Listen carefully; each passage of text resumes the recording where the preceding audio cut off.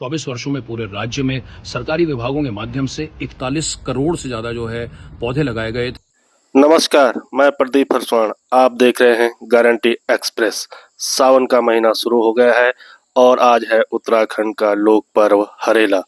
आपको उत्तराखंड के इस लोक पर्व हरेला के हार्दिक शुभकामनाएं एवं बधाई। हरेला यानी प्रकृति को हरा भरा करने का पर्व। अगले 1 महीने तक विभिन्न स्थानों पर बृहद स्तर पर पौधरोपण होगा। सरकारी विभाग पौधरोपण के नाम पर भारी भरकम बजट खर्च करेंगे और इससे पहले भी किए हैं।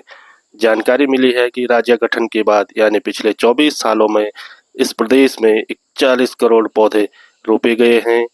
और ये पौधे आखिर गए कहाँ, आप खुद विचार कीजिए। सुनिए एक्सपर्ट क्या कहते हैं।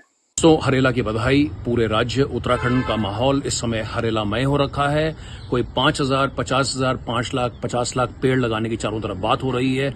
मुझे लगता है कि हरेला के इस पावन पर्व पर कुछ जानकारियां उत्तराखंड के लोगों के सामने भी आनी चाहिए और उन्हीं जानकारियों के आधार पर कुछ विकास संबंधित सवाल भी प्रासंगिक बनते हैं। सबसे पहली बात तो यह है कि जहां पिछले 24 सालों में जब से राज्य का गठन हुआ है, अमर उजाला की रिपोर्ट के आधार पर हमें मालूम पड़ा है कि पिछले 24 वर्षों में पूरे राज्य में सरकारी विभागों के माध्यम से 41 करोड़ से ज्यादा जो है पौधे लगाए गए थे। अब वो 41 करोड़ पौधों का इस समय क्या हाल होगा वो एक बात, लेकिन उसके अलावा लोकसभा में पिछले वर्ष जानकारी हमारे सामने आई कि उत्तराखंड राज्य में 2008 से लेकर 2023 तक यानी पिछले उन 15 सालों में उत्तराखंड राज्य में 14,141 हेक्टेयर फॉरेस्ट का नॉन फॉरेस्ट डाइवर्जन में के लिए उसका ट्रांसफर हुआ।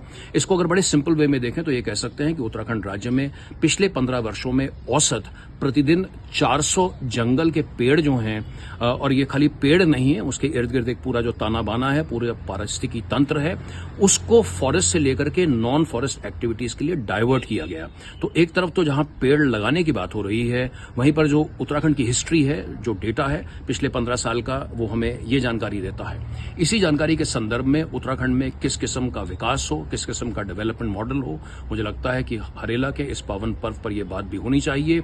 और यहां पर एक प्रासंगिक उदाहरण देहरादून एयरपोर्ट को लेकर के है। आज से 2-3 रोज पहले यानी 12 जुलाई को देश के वरिष्ठ कैबिनेट मंत्री श्री नितिन गडकरी जी का बयान आया है। उन्होंने कहा है कि आने वाले समय में दिल्ली देहरादून फ्लाइट की जरूरत ही नहीं होगी क्योंकि सड़कें इतनी बेहतर हो जाएंगी।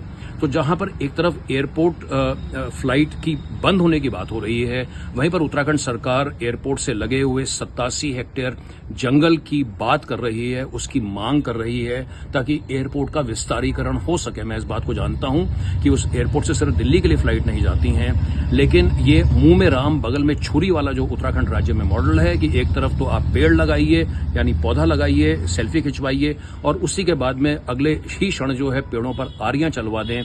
ये भी उत्तराखंड राज्य के लिए आज इस क्लाइमेट क्राइसिस के दौर में, जब हमने 43, 44, 45 डिग्री देखा है, इस किस्म की जानकारियां, इस किस्म के सवाल बड़े प्रासंगिक बनते हैं। इन तमाम मुद्दों को लेकर के आप अपनी राय अगर मेरे साथ साझा करेंगे तो निश्चित तौर पर यह विमर्श उत्तराखंड राज्य के लोगों के बीच से निकलता हुआ कहीं न कहीं हमारी नीति नियंताओं तक पहुंचेगा। एक बार पुनः आपको हरेला की ढेर सारी शुभकामनाएं। धन्यवाद।